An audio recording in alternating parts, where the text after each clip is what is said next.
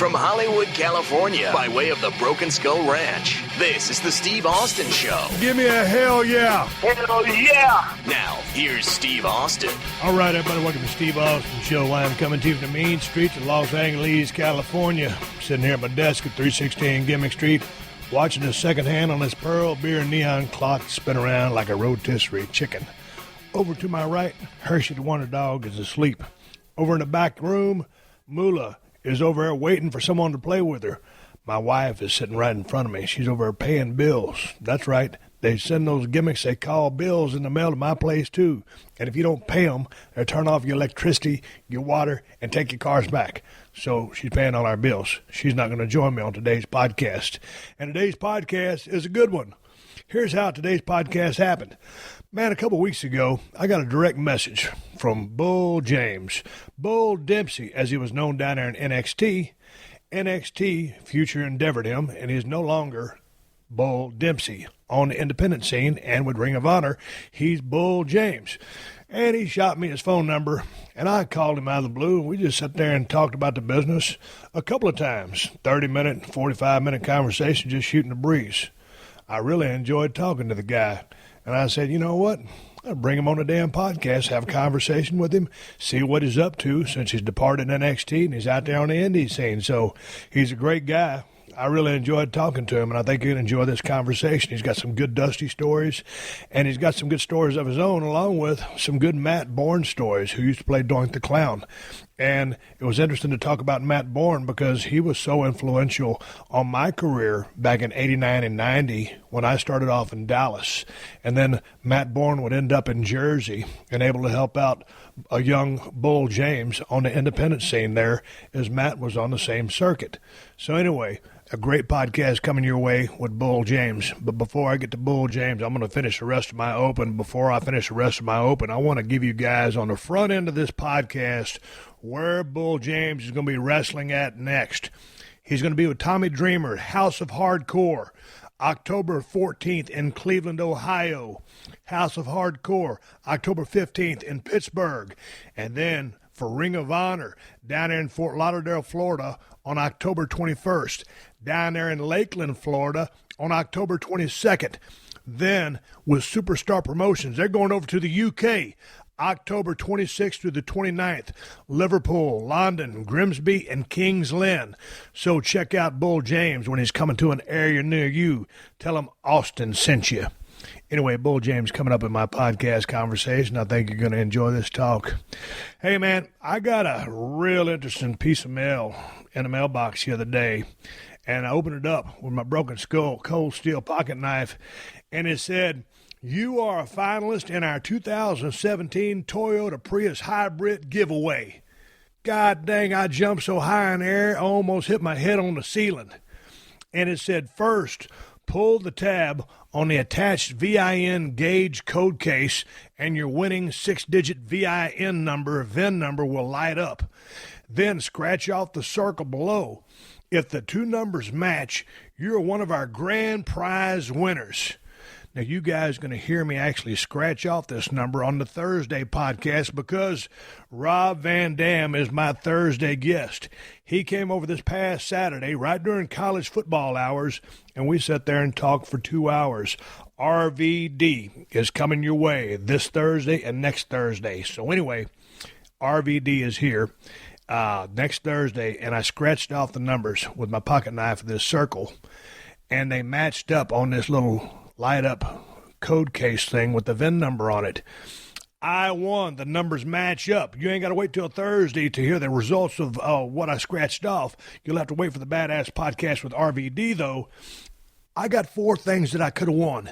Either won a 2017 Toyota Prius Hybrid or $30,000 cash. Man, I'm going to have to flip a coin on that one. Do I want a Toyota Prius or do I want 30 G's cash? Or the number 2 prize, Samsung 51-inch 3D plasma TV, or a new Apple iPad Air. I don't need a new Apple iPad Air. I ain't going to use that thing. Or number 4, 7-night Royal Caribbean cruise with airfare for 2. Well, I don't want to win a damn cruise because I can't stand cruises. I ain't going to get out on a big-ass boat in the water with a bunch of strangers, and then the boat craps out, and you're stranded. And the toilets don't flush, and the food's all dirty, I ain't going on no cruise. So I want to win the Toyota Prius hybrid. I'm going to make it into a four-wheel drive and put some mud grip tires on it, and I'm going to take it down to Chip Foose. We're going to take the top off, and then we're going to lift it up, and that's going to be me and Teddy Fowler's hunting vehicle for 2016, 2017. Or if we get the 51-inch, well, Kristen, I got to go down there. Here's the thing. I scratched the numbers off this thing. I pulled the tab on the lighted up VIN number thing, and they matched up. So I called the 1-800 or the 888 number, the toll-free number, and the lady told me that I'd won. I said, okay, well, where do I go pick up my Toyota Prius or the 30 Gs? And she said, well, first, you got to come to our dealership and listen to an hour PowerPoint presentation on what? Not the dealership. It's about a timeshare. Oh, yeah, I got to go listen to a timeshare presentation, a PowerPoint presentation. They got a bunch of technology involved in here about timeshares. I said, I don't have any interest in a timeshare. I just want my Prius or the 30 Gs.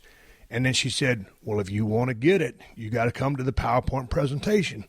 I told her, quite honestly, I said, I'm a global icon and a national treasure. I ain't got time to come down and listen to a PowerPoint presentation about timeshares. So my illustrious wife, Kristen, is going to go down and listen to the PowerPoint presentation.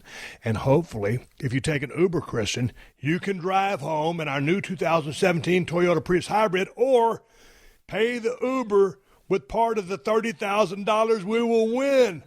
Or come back with a 51-inch plasma TV strapped on the top of that damn thing. Or come back with a little iPad Air. If they want to give us a cruise, we're going to have to sell a cruise. Because I ain't going on cruises because you know how I feel about cruise ships. I'm not going to sell it. I'll give it. We'll give it to somebody. If you want to go to, you know what? I'll have a giveaway here on the podcast. Because me and my wife don't do cruises. That's what we'll do. We'll give it away on the podcast. So hopefully, and you know what? If I win this iPad Air, I'm going to give that thing away on air too because I don't need no iPad Air. I got enough technology. What? Wait, Kristen, this ain't about you. This is about the people that have listened to the award-winning podcast that has never won a damn award. There's still time. Okay. So I think, Kristen, you have a week to go down there and listen to the presentation. Anyway, enough of that BS. God dang it. I watched UFC 204 this past Saturday. What an event it was. That damn main event. Michael Bisping, the champ. Dan Hendo Henderson in the main event. Hendo. Most likely 100% that's going to be his last fight. Holy smokes, what a war. What a war. What a fight. Michael Bisping won. Unanimous decision. But it didn't look like he won. God dang it. Dan Henderson hit him with some shots, dropped him, 2-3 times, and Bisping, he returned fire enough and stayed busy enough, and Henderson didn't really have a mark on him after the fight, but the fight was what it was, and it was a hell of a fight. Shout out to both guys. The story going into this fight for both guys, for Michael Bisping coming from the UK and badass in his own right to have such a damn successful career. That knockout win against Luke Rockhold a couple of months ago, and pow, and all of a sudden you got a new champion. And then all of a sudden, after Dan Henderson knocked him out over 7 years ago with that big shot and that follow-up shot. And now, here these two are fighting. 7 years later, the title's on the line. Hendo's already knocked out Bisping in the past. Bisping with this great career. He's got a few eye problems. What a warrior. Henderson, from all of his wrestling background, for all the years that he's been fighting, some 20 years, to go into this main event. I was going to be happy to see either guy win because I'm a fan of both guys. I got to say, my heartstrings were pulling for Hendo just because I knew he was going to retire with that belt. But I was happy seeing Michael win it as well because of the way he's conducted himself. And I remember when Michael first came over here and started talking all that trash, and he was pretty brash. And I said, man, this guy's pretty cocky. I don't know if I like him. And then I started hearing him do commentary. Man, I really changed my tune on this guy. I really like this guy. He knows what he's doing. He can talk, and he can back it up. And he's really, really smart. And Hendo, I met him at the SHOT Show a couple years back. Real quiet guy, just minds his own business. Badass. Both guys are going to be Hall of Famers in the UFC. But anyway, yeah, Hendo was at the SHOT Show a couple years ago. He's a big hunter, likes to bow hunt. But anyway, shout out to both guys. God dang, Dan, I wish you'd have won that fight. And Michael, I'm glad you won it. Yeah, I can't have it both ways, but I'm just going to say, just from an event standpoint, I was a happy camper. I appreciate you guys putting on such a great pay-per-view. Before I wrap up this Open, I also watched the WWE pay-per-view this past Sunday, the day after Saturday, while the presidential debate was going on, round 2. All I can say is Trump still won't answer a question directly, and Hillary can still spin a yarn about anything, and they spent so much time slinging mud at each other and not really going into any kind of depth, detail, or anything of substance. It just really makes you wonder what the next 4 years is going to be like. But anyway, enough about the next 4 years. We're here, we're now, we got Bull James coming up. Hey, this is Adam Carolla from The Adam Carolla Show. Bet Online continues to be your number one source for all your football betting action. Bet Online has more ways to get in and stay in on action, with the latest odds, news, and scores, even live in-game betting. From every NFL and college game to MLB, UFC, and NHL, futures as well. BetOnline remains your choice for sports wagering info. Head to the website today and take advantage of their industry-leading VIP program, with level-up bonuses and weekly cash boosts. In between games, head over to BetOnline's casino with all the top Vegas-style games, including poker and live casino. BetOnline. The game starts here. The Steve Austin Show. The Steve Austin Show. All right, we're rolling sound. I'm talking to Bull Demspey. Well, he was Bull Dempsey. He is now Bull James out on the independent circuit. Bull, how are you today? I'm doing great, Steve. Thanks for having me on. Man, it's good talking to you again. You and I talked about a week or two ago, and I said, man, we had such a good conversation. I think it'd be good to have this guy on a podcast. So, hell, I called Bull literally out of the blue this morning. At first, I sent him a direct message because I'd lost his phone number, and he's got a real easy phone number to remember, and I couldn't remember it. So anyway, luckily, I rarely call people, so I would scroll through my phone, and I found your phone number. I was 1 digit off. But, Bull, when you're 1 digit off on a phone number, you ain't going to get the right person. So anyway, here we speak. Hey, let's go back. Let's start with the here and now. I was just on your Twitter account. For those of you who don't know who Bull Dempsey is, who don't know who Bull James is, he's a professional wrestler. Used to be with WWE in the NXT system. Before that, many years on the independent scene, making a debut in 2005. We're going to cover all that. But let's go back to the here and now, because I was on your Twitter account, which is Real Bull James, at Real Bull James. You just got finished working with a young man named War King Hansen over there at the Suffolk Theater. How did that go, Bull? How was the house? Did you guys pack them in, and how was the match?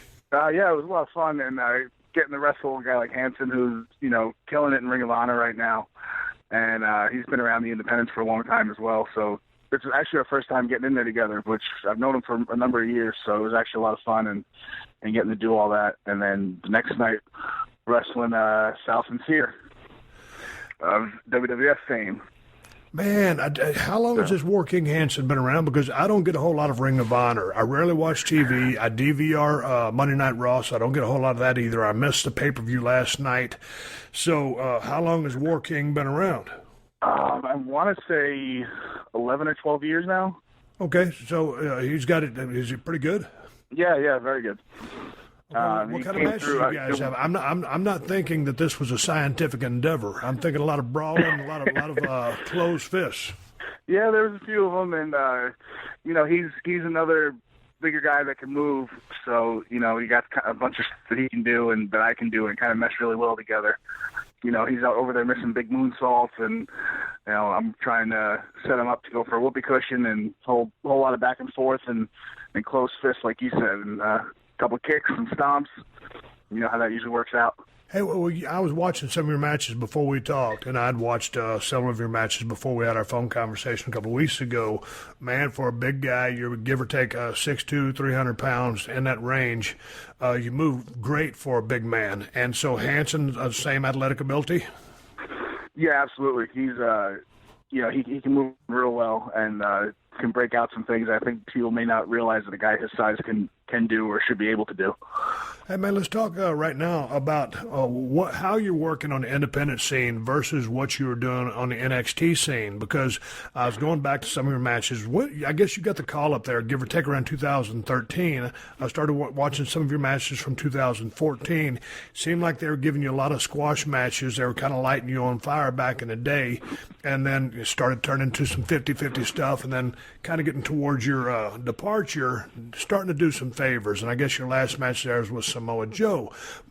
I guess my question, Bull, is what is the difference between the NXT style and independent style you're working now with a guy like Hansen?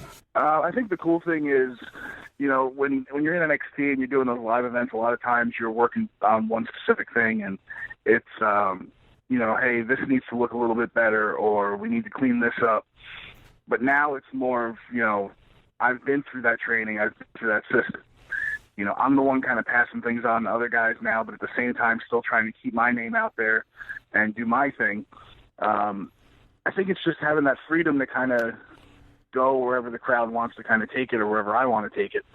And there was something Terry Taylor said to me a couple of years back that, wrestling fans aren't going to remember full matches. They're going to remember moments.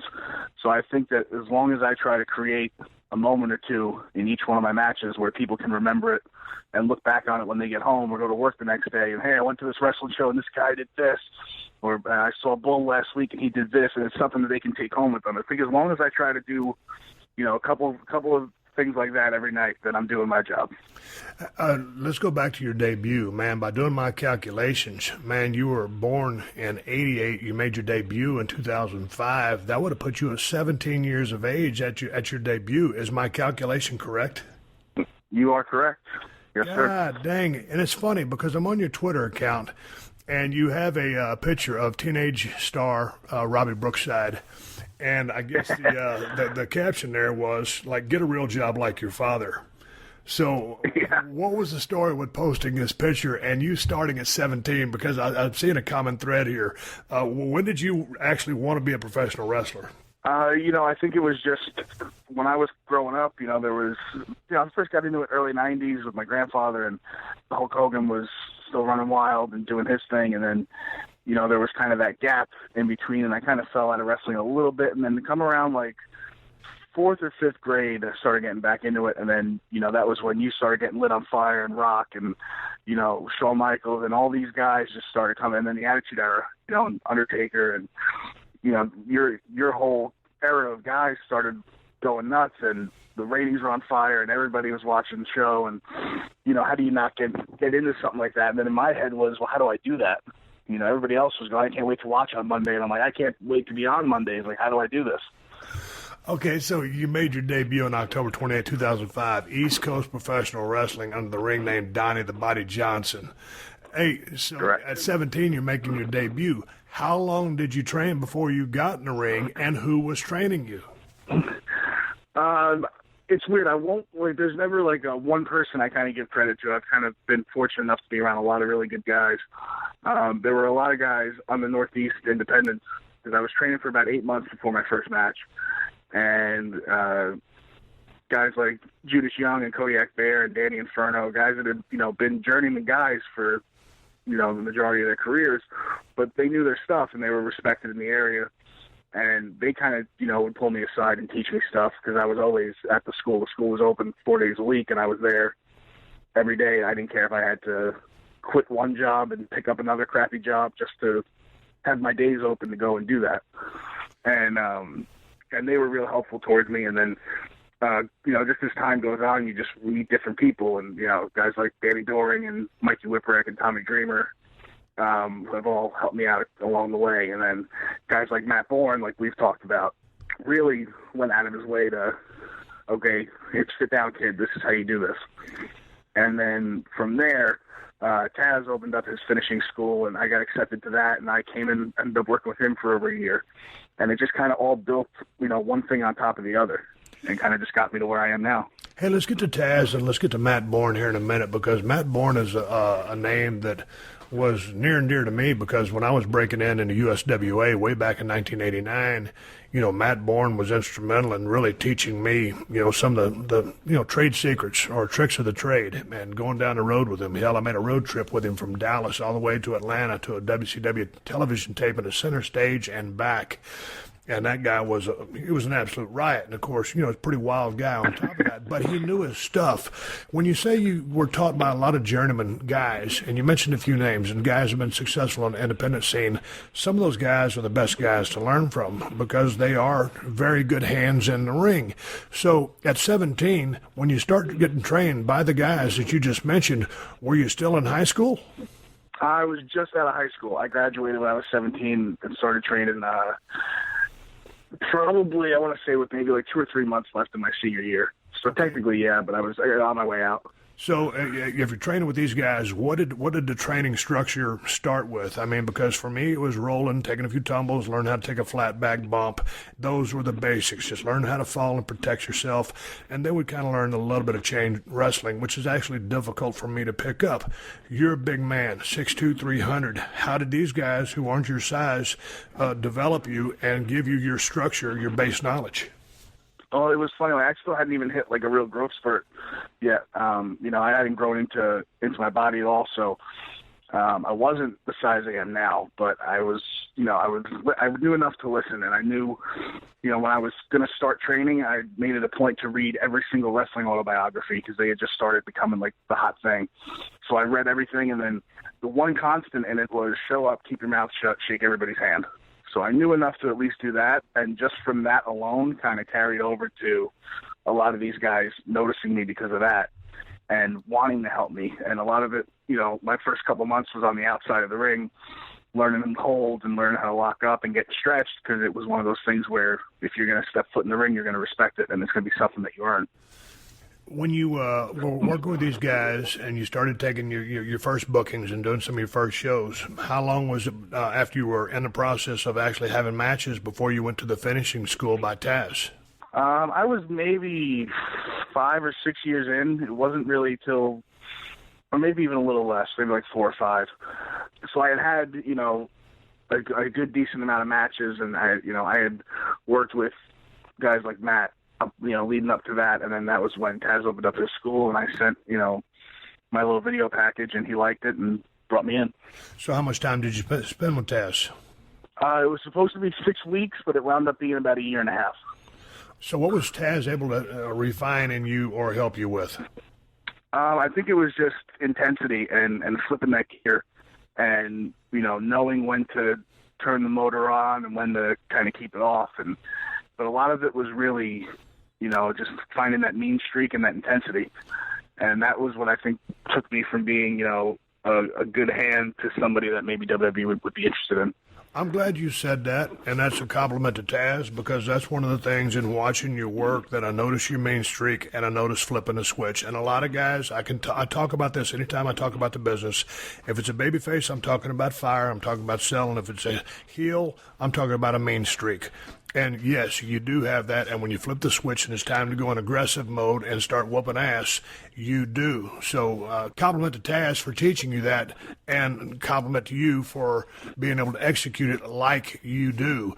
With that being said, let's talk about the illustrious Matt Borne, because if you're listening to this podcast and you don't know who Matt Borne is, guy from Portland, Oregon, I guess. He spent a lot of time in the Portland territory. I always figured he was born and raised in Portland. Came down to Dallas with me, ended up in several different promotions, but probably his biggest run that maybe many people don't know as, he was Doink the Clown. And, you got this guy dressed as a clown. He's got makeup on. There were different people that they would put in that makeup or in that suit, but nobody was able to pull off the Doink the Clown character like Matt Borne did, because when Matt Borne put on that makeup and that clown suit, you'd think it was all about laughing and joking. He's going to go out there and make people laugh. But, man, that guy had a scary side to him, and the way, his subtleties, the way he made that character, I don't know if the character was given to him as a rib by Vince McMahon, because you know how that creative process goes up there, at least at the NXT level. On the big stage, there's been a lot of ribs that have been passed out. But Matt Borne turned that into a legitimate gimmick that I thought was awesome. Yeah, he ran with it, and you know, it was something that I had talked to him about because I was always, you know, that original Doink scared the hell out of me, you know, as a kid. But just knowing how he just decided to jump into it, to me was something I think that, you know, I give him a lot of credit for, because it's hard to go from a guy who was pretty much raised in the business and, you know, his dad, Tough Tony Borne, to kind of be this serious killer and kind of raise him the same way and in the business as a tough guy, and to have to go and do something like, hey, we're going to make you a clown. I know there was a lot of backlash from some of the guys in the locker room from what he told me, but that, you know, Vince believed in it, and he knew that if Vince believed in it, then he could believe in it. I remember way back in the day in Dallas, Texas, man, I might have been the opening match. I might have been second or third. I don't know. I was just lucky to be on a card. And back in those days, you know, Matt Borne was working programs with the Von Erichs, with all the top guys. But at one particular point, he was working kind of mid-card program with Jimmy Jack Funk, also out of that Portland territory, from, you know, Sandy Bars. What is it? His son? Jesus Christ. Anyway, back to Jimmy Jack Funk and Matt Borne. And they were going out and having these 15-minute babyface matches and going to 15-minute Broadway. And I'm telling you, man, for a 15-minute Broadway and from top to bottom, the main event couldn't follow what those two guys were doing in the ring, because that's how good they were. That's how good the story they were telling was, and that's the kind of chemistry they had. And so I just never figured either one of those guys got the credit they deserved. But to me, it seems like when Matt got the call to go to WWE, I'm just guessing, hey, this was his break, and then I don't know if it was a rib, but just his take on that character. Did you ever ride down the road with him, or were you guys just friends in the locker room? Yeah, there was actually plenty of times where he had lived in South Jersey at the time, and I was doing a lot of New Jersey independence, so he would, you know, ask me what I had coming up, or if we were on a show together. His girlfriend had an extra room in the house, so she would always just, he'd invite me over to stay, and, you know, we'd stay up and drink some beers and watch wrestling and talk shop, and then she'd cook us breakfast in the morning, and I'd go on my way. But I got to spend, you know, those hours with him of just kicking back and really relaxed environment and just watching wrestling and just talking shop. It was really, you know, just, hey, watch this guy, or here, I got some tapes to show you, or here, take this and watch it when you get home. Just so many just different insights about things. And he was really big on having me watch Terry Funk and Bruiser Brody, and, you know, just because Terry would go out there and have a different match every night. And that was the thing that he, like, admired the most about Terry Funk, was that Terry would go out there and do something completely different every single night and still garner a reaction. Man, that's so awesome to hear that, because a lot of times guys would just get caught in a cycle, and it'll be, depending on the loop, depending on the territory, same match night after night. But did you by chance, just because I'm so curious, did he take that Doink gimmick? Did he think it was a rib played on him, or did you ask him the thought process to come up with that evil character that he did? Because there's two people that I can remember actually scaring kids at a WWF event. Number one being The Undertaker. When he made his debut so many years ago, when they showed the camera, when the camera showed the kids out there in the front row, mid-crowd, whenever, the kids were absolutely scared to death. They didn't know what they were seeing. And then Matt Borne, not to the degree that Undertaker did, because Undertaker was 6'10", 300, but Doink, Sure. that just hit the evil subtleties, just the way he'd laugh, the way he'd torture a guy. He scared people. Did you ever ask him about how he created that gimmick, that persona?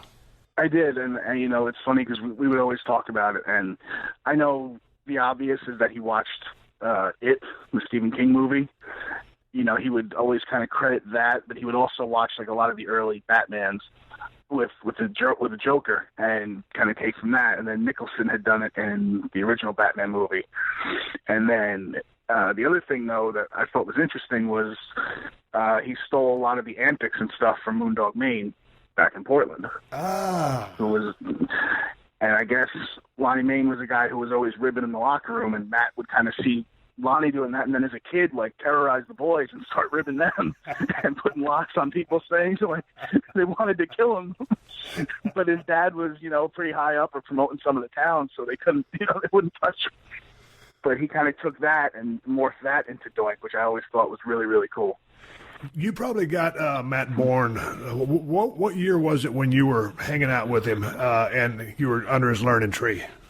I want to say from 2009 on until he passed. Okay, in 2009, and I was around him in 89, 90, maybe a little bit, 89 and 90. And, man, if you subtract those years and do the math, he was still a pretty young guy. And, Matt, he was salty. He would fight anybody. He wasn't looking to fight, but he wasn't going to back down from a fight. He would party like there was no tomorrow, if the occasion called for it.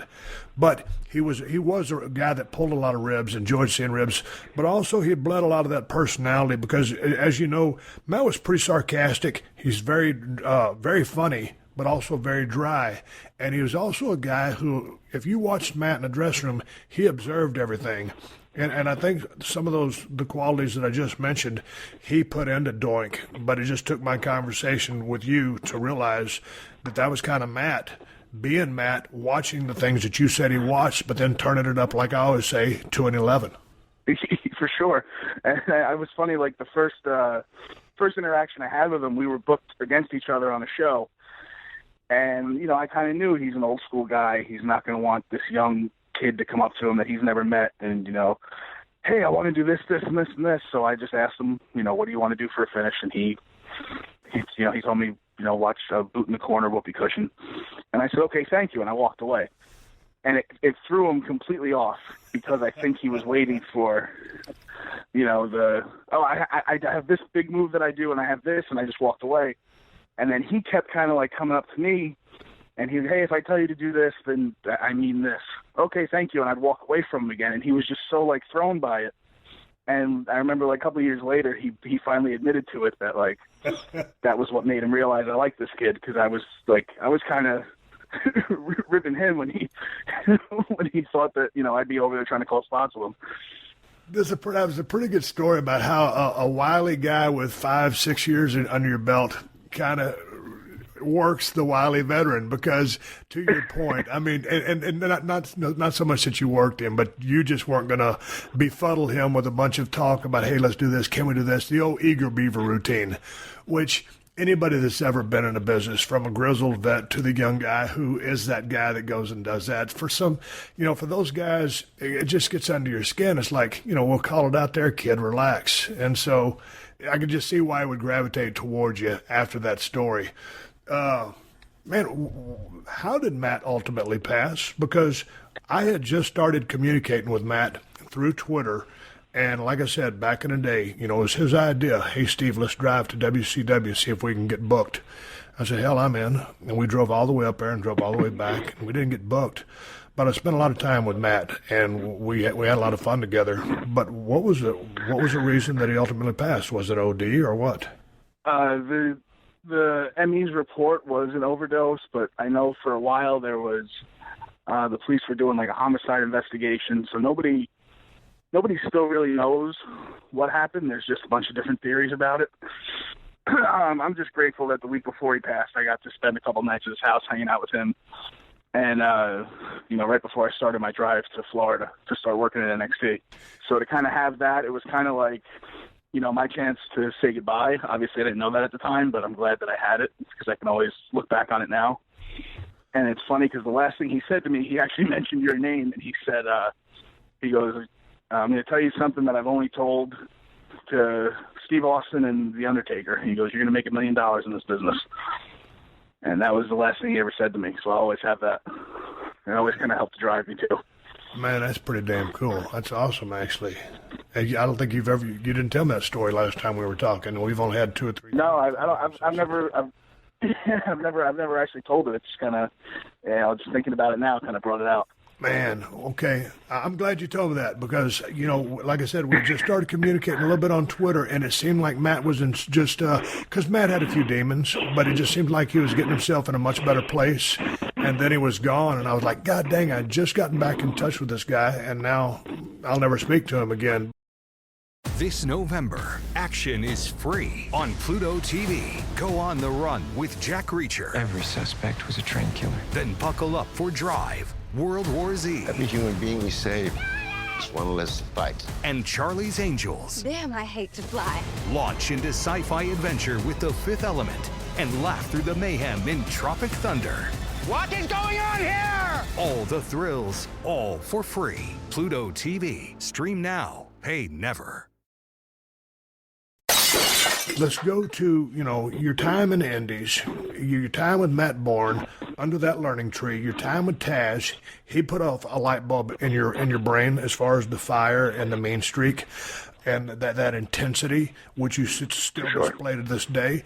But so then, if you're on the indie scene, all of a sudden, you get a call in 2013 to go down to the NXT Performance Center. Did you send them something? Did they just say, hey, man, this guy looks like he's got potential, he's got size, he's got intensity, let's bring him in? How did you end up in the NXT system?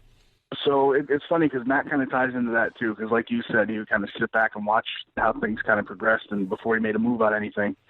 And all my friends were going for years, getting booked as extras, doing dark matches. At that point, you could pay for tryouts. They were paying for tryouts.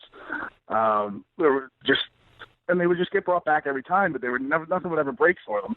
So I kind of said, you know what, let me wait till I feel like I'm ready, and then I'll just take a shot. And then in the meantime, I had done a tryout for Ring of Honor. They said no. Taz was still working at TNA. He got me a couple dark matches with them. They said no. And I was kind of down and out a little bit, but I was still plugging away and doing indies and everything. And I had met Bill DeMott on an indie show a few years prior, probably, and he was back down as a head coach, but I also didn't want to be the guy that's going, hey, you remember me? Now that you're head coach and here's my stuff. So I just reached out to him one night, and he got right back to me like 5 minutes later. And, hey, send your stuff here. Tell them I told you to call, and good luck with everything. I said, okay, well, that's a start. And then I called the office, and then they, because Bill said to book me, they booked me like right away. I went in. I worked the match just in the ring before the doors even opened. And that was when Scott Armstrong and William Regal and Art Anderson kind of pulled me aside after that and took a liking to me. Then there was I went back, I cut a promo that day that Regal really, really liked. He still talks about it sometimes. It's just always funny to me because he's a guy who's known for being able to pretty much pull off anything. And, to be an example that he uses is always really humbling.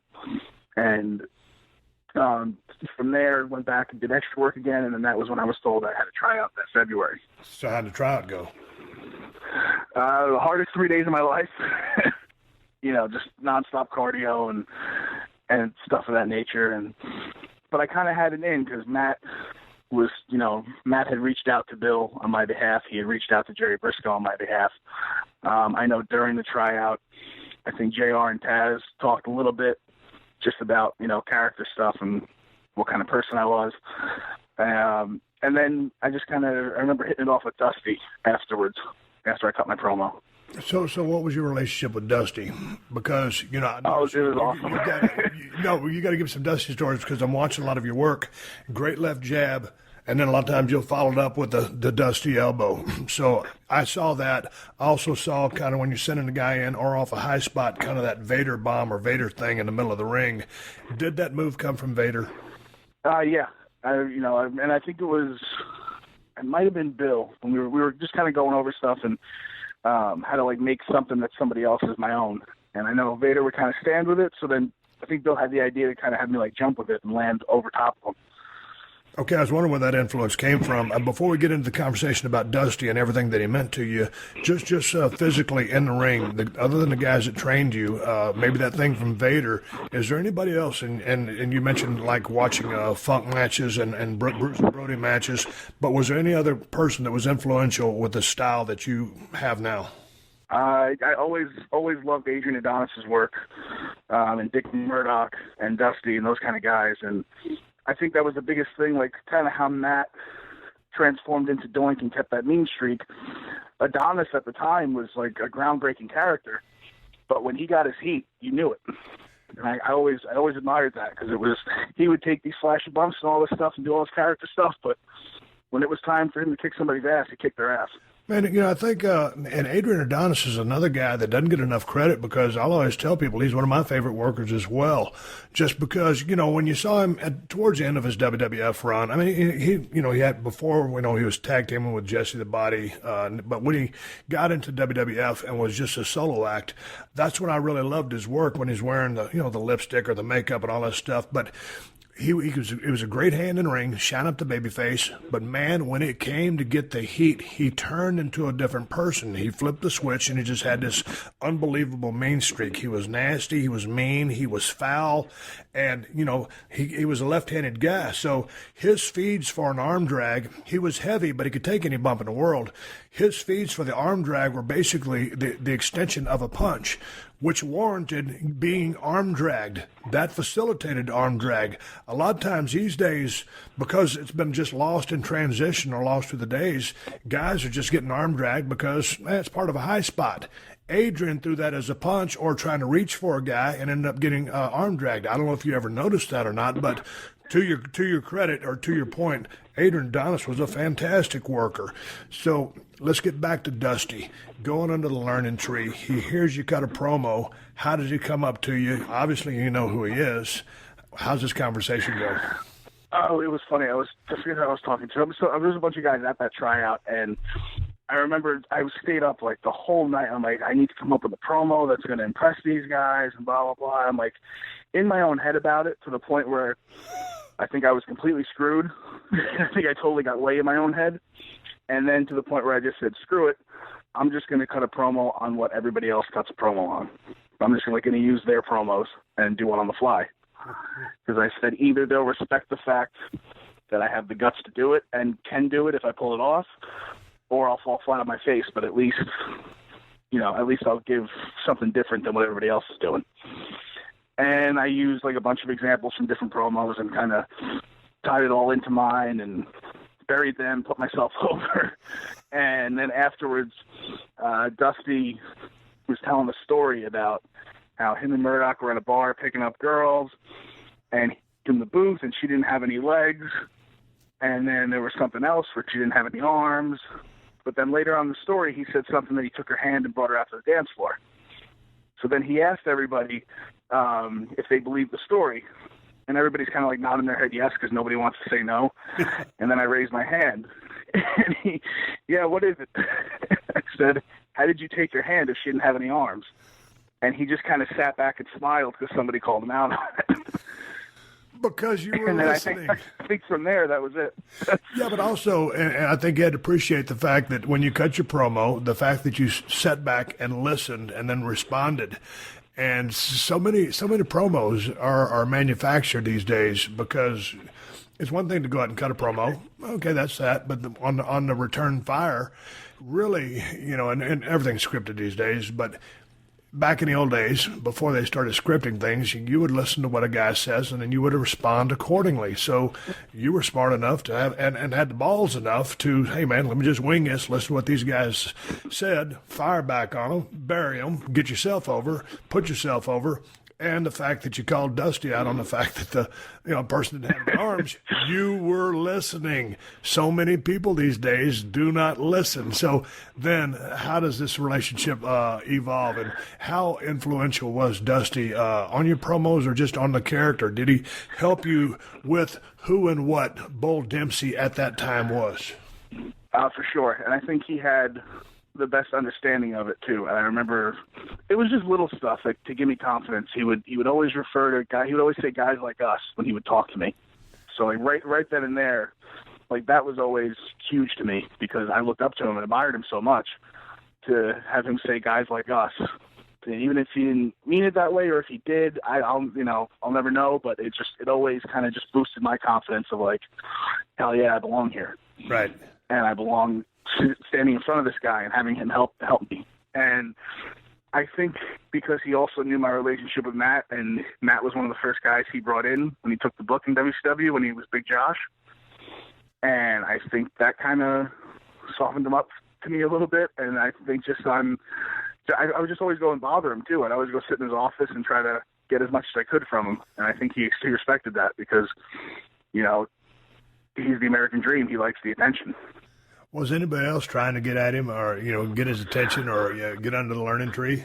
Oh, yeah. I mean, everybody there that knew who he was, and even the people that didn't, even the people that came in, I think there was just the way Dusty carried himself. They just knew, okay, this is somebody I should be around. And it's funny that you would say that even people that came in that wouldn't know who he was because, Dusty's generation was a couple of decades ago. And, of course, I remember him vividly. He's one of my favorite professional wrestlers of all time and one of the reasons I got into the business. And also, my mother actually went to high school with Dusty in Austin, Texas. But it's just funny, wow. All these years, and you're much younger than me, you're 28. But, to think that, some of these amateur wrestlers that they're recruiting these days, some of these football players that they're recruiting who maybe aren't good enough to play professional football, but maybe have the, the size, the structure, the frame, the charisma to be a professional wrestler, they're recruiting these kind of people, then, hey, man, they might not necessarily be wrestling fans, and they may not know who this heavy-set older guy is who just walks around in his Wrangler blue jeans. He happens to be, or happened to be, one of the greatest professional wrestlers and most charismatic in the history of the business. Yeah, and it's the way he would come off, too. There's this heavy-set guy with a lisp who's, like you said, walking around in his regular jeans and talking a whole bunch of nonsense about what are they going to do, fire me or what? Just spitting out whatever he wants. And, it was just such a change of pace from the structured training that we had every day where it was just show up, do your job, work hard, and then all of a sudden just here's Dream walking around going, tell him to fire me. I don't care. I'm going to my office. Hey, let's talk about the NXT training system down there because as you came in, if you went there in 2013, you've been working 8 years, give or take, when you go into the NXT system, correct?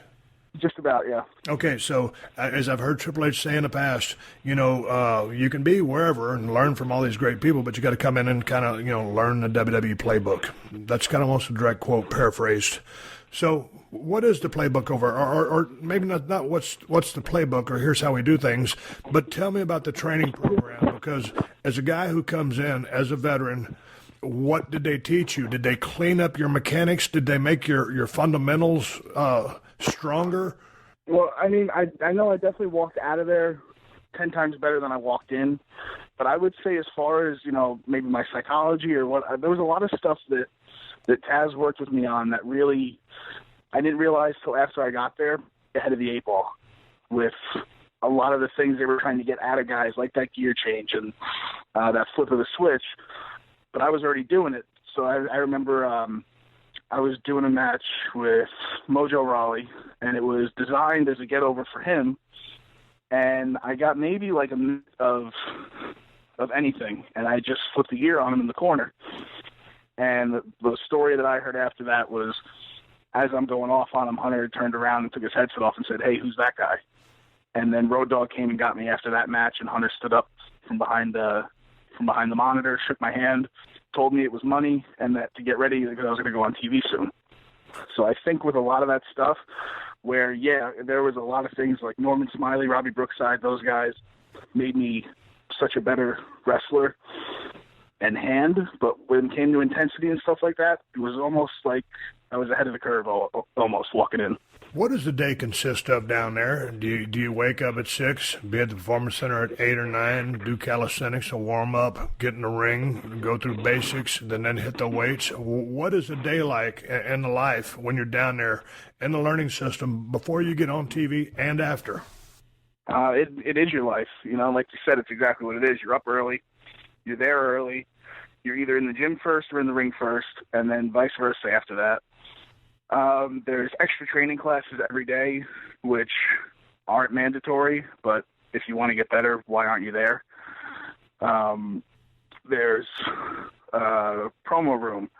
There's a green screen room to work on character stuff or maybe make some music videos or try to, come up with something to pitch to the writers. Promo classes. So you could be in there from 8 in the morning to 8 at night some days. It really is your life. And then the weekends, before they started really going on the road, it was a lot of the Florida live events. But that was, Thursday, Friday, Saturday, and you're training in the morning. And then you're getting in the car then you're setting up the ring, doing the show, breaking the ring down, getting back in the car, trying to get a couple hours of sleep to get back to train the next morning. So it's hectic. How many people are down there at any given time? Because, man, I saw the last recruiting class go in there, and it looked to be about 20, 25 people, but that was 20 to 25 people that they're bringing into the people that are already there. So how many human bodies are there? If you figured in trainers and trainees, how many people are at that center? I'm guessing 100. Well, I know 100 was the goal. Like, that was always the number thrown around of, we want 100 people in here from the day I got hired till the day that I was released. I don't know if they've hit 100 yet, but I think the most it ever got to when I was there was mid-70s, maybe pushing 80, and the lowest was maybe 60 or 65. What's the dropout rate? It's funny because I didn't think it was much until I just, like, now going back, I'm finding pictures and there's all these group photos. I'm like, wow, that guy quit, or this guy lasted 2 weeks. It's pretty high because if you really break it down, because there was one fitness model who came in and she was going to give it a shot, and I think she did 2 forward rolls and got up and said, "This isn't for me," and walked out. It's funny, Bull, because, growing up as a kid, you wanted to be a pro wrestler, and growing up as a kid, I wanted to be a pro wrestler, and so I just figured, like, man, doesn't everybody want to be a pro wrestler? And no, they don't. There's teachers, there's people in coal mines, and there's insurance salesmen, and there's surgeons, and there's all kinds of other things to do. But to me, it was just so in my head. But it really is amazing that once you get a newcomer, it doesn't matter whether they were an AAU wrestler or a football player. Once you get inside that 20 by 20 and just start going through the paces, whether it's the bumps, it's the chain wrestling or whatever it is, some people are allergic to it, and they just don't last. I had a similar encounter, like not so much like the fitness model, but in Tough Enough in 2011, Miss USA. It was a really, really nice girl, but her trying to take a bump was just agonizing to watch. And we voted her off the show, but at least she was game enough to give it a shot. But she was just allergic to taking bumps. When you first got in, how were you with the bumps and all that? Was it something that you just said, "Hey, man, I love this. Give me more of it"? Oh, yeah, I loved it. Like the first time I learned how to take a backdrop, I was like, oh, I want to take another one. And I want to do this, and I want to do that. And it's like, okay, slow down. Everybody that had been around for a while was going, all right, easy, kid. You're not going to want to take these bumps in a couple of years. Well, and you have a very physical style. I mean, the diving headbutts, some of the other stuff you do, some high-impact stuff. Now, it's all grounded in reality. It's a safe style. But how do you feel now after some 11 years in the business? I am a little banged up, but, from what I've seen out of other guys and guys that do work maybe more of a fast-paced or, a style with more bumps and stuff, I'm pretty fortunate, and knock on wood, to this day, no major injuries. I've always been healthy. I've always taken care of myself. I've always protected my body and protected my opponent. So I think, so far so good. Like I said, knock on wood, but I've been very fortunate so far. The chances of making it in the business of entertainment and anything you do, I think, is very tough, and especially so with pro wrestling. You were able to make it on the independent scene. You get the call up, go to NXT, and then all of a sudden they start. You come out with a bang. I like how you were squashing people. I liked how physical your style in the ring was. You couldn't see through it. It looked like a shoot. And then all of a sudden you go try to the Mojo Rawley thing. Hunter says that's going to be money. They end up giving that gimmick to Mojo Rawley, and they give you the bullfit gimmick. What happened there along the way between your first days there, you kind of settle in, you're clipping along, and then, hey, maybe you tried that gimmick, whatever happened to it, and then you start doing the bullfit gimmick, and then go back to just a regular gimmick, and then you're out the door. What happened along the way during those years? So some people will say that it's because Baron Corbin and I feuded, and they put him over because they wanted him to be the star. Then there's other people, and this is all, people online who think that they know what they're talking about. And then there's the argument of, well, he was doomed when Kevin Steen came in. I know I had a conversation with Hunter and with Bill, and they both had told me, hey, Kevin's coming in. You guys kind of look the same. You kind of work the same. And my argument was, no, we don't. We're two different people. We don't work the same style. We're two different characters completely. And it's funny because Kevin and I had like a long, maybe like 3 or 4 hour road trip, maybe like 6 months after he came in. And I just told him, I was like, yeah, I go, like, there was like, I felt like guys trying to light a fire under my ass by telling me that you're taking my spot. I'm like, but we're not the same guy. And we laughed about it because he said, like, you're right, we're completely different. But I think once somebody makes up their mind, all it takes is 1 or 2 guys maybe around them to kind of agree with it. And that's sometimes all it takes. Well, I would agree with you. First of all, you could say you almost look similar because you're not bodybuilders. You're both big guys. I wouldn't say you look the same. I definitely don't think you work the same. I think your temperaments are different. I think your personalities are different. So I can't agree with that. I mean, it'd be like, okay, if someone that looked like superstar Billy Graham is the guy in your place, and then another guy that looks like superstar Billy Graham comes in, do you think they're going to tell the other guy that looks like superstar Billy Graham, hey, hey, we're going to get rid of you? You think it's a body thing? Because way back in the day when, not way back in the day, but a few years back when Bray Wyatt came in as Husky Harris, I was really pulling for that kid because here was a guy who wasn't a body guy per se, and of course comes from all the wrestling, background that he comes from, second, third generation with, the Wyndham with Rotunda being his father, all that stuff. I mean, second generation guy and related to Barry Windham, and kind of moved like Barry Windham, to tell you the truth, more than anybody. And I was cheering for the guy just because he wasn't a body guy. And then, of course, finally reinvented himself as Bray Wyatt. But that was one of the things, or it's one of the things that I still miss about the business today. When I was coming up, watching stuff in the mid-'80s, you had your guys that you had a few body guys, but most of the guys were either regular physiques. You had that flare physique that kind of looked like your classic wrestler. And you had the Road Warriors. You had Dusty Rhodes. You had a Bruiser Brody.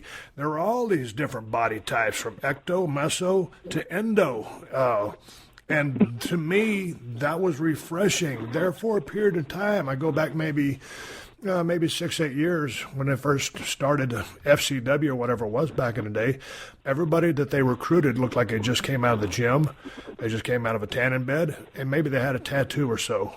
And everybody looked the same. And to me, one of the best things I like about pro wrestling is the difference in the physiques. I don't want to see a bunch of bodybuilders in there wrestling. One guy's got to get a great physique, tremendous. What are your thoughts on that? I completely agree. And, I know when we've obviously talked about it, and there was, there was a good 4 or 5 months when I first got released where it was just like a depression, and it sucks. You don't know what to do with yourself because you're used to this grind, and now it's like the complete 180 of go do a couple shows on the weekends, and all right, now what do I do with myself during the week? Like, I'm still making money, I'm still doing okay, but what do I do? So, now it's just getting myself back into a real structured training regimen and trying to just undo the last couple months of just sitting around a little bit.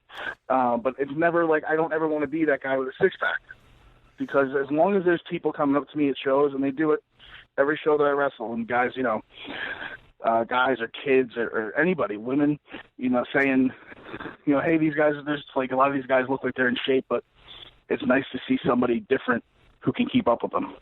And I get it a lot, and it's actually like surprising how many times I get people who are like, it's, tell me it's an inspiration to them, or just how much they enjoy my stuff because I don't look a certain way.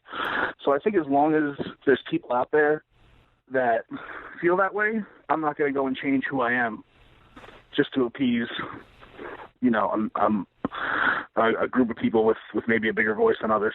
And there's another thing that goes along with that, Bull. I mean, you can't, we're all given a deck of cards, and you're playing the cards that you've been given with respect to genetics and DNA. Hey, man, I can work out like a banshee, but I'm never going to look like the Ultimate Warrior just because there's just no way impossible. That guy has great genetics, but you just use what you got to work the best for you. And so there's been many guys that don't look like, some bodybuilder just came off the beach to make it in our business. I always tell people, some people that are still searching for the final gimmick that ends up bringing them success, that, you know, when I look back at pictures when I started as Stunning Steve, it's a pretty decent-looking kid with long blonde hair, and I didn't have any facial hair. And then, you know, I went to Stunning Steve and WCW and Flying Brian with the Hollywood Blondes. And if you lined everybody up, you know, and said to the executives who are running WCW, hey, man, I want you to pick 20 of the top guys out of that 40 standing there against the wall because those are the guys that we're going to run with, I don't think I would have been picked because I didn't stand out in the lineup. You know, I wasn't the biggest guy there, wasn't the best-looking guy there. I could work pretty good, but you're just going on appearance. So, and then when I look at pictures that I see on people that post on Twitter of some of my formative years, the Stunning Steve Austin days, and then when I started losing my hair in WCW and I went with that short haircut that looked like crap. And it's like, man, everything's an evolution, whether it's a style of your wrestling, which I changed when I got dropped on my head, or the style when they brought me into WWF. And I gave myself the same haircut that Bruce Willis had in Pulp Fiction.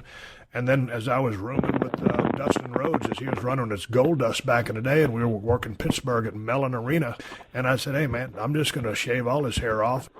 There's an evolution in, you know, either presentation of work. I don't think you need to change that. But have you thought any of just changing the gimmick, changing the attire, working with that? How deep have you thought about that as far as trying to make the transformation that could be the one that rings the bell for you or says to WWE, hey, man, we need to bring this kid back?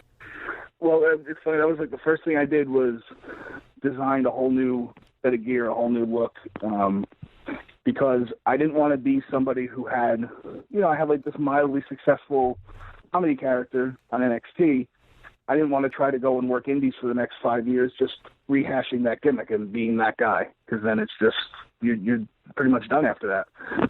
My thing was, let me get back to the serious stuff when I was really rolling. Every now and again, yeah, sure, a house show type of environment or an indie show and I can have some fun, yeah, we can cut loose with some stuff. But for the most part, I want to stick true to the stuff that got me there in the first place, and being that big guy with a motor who makes everything look believable.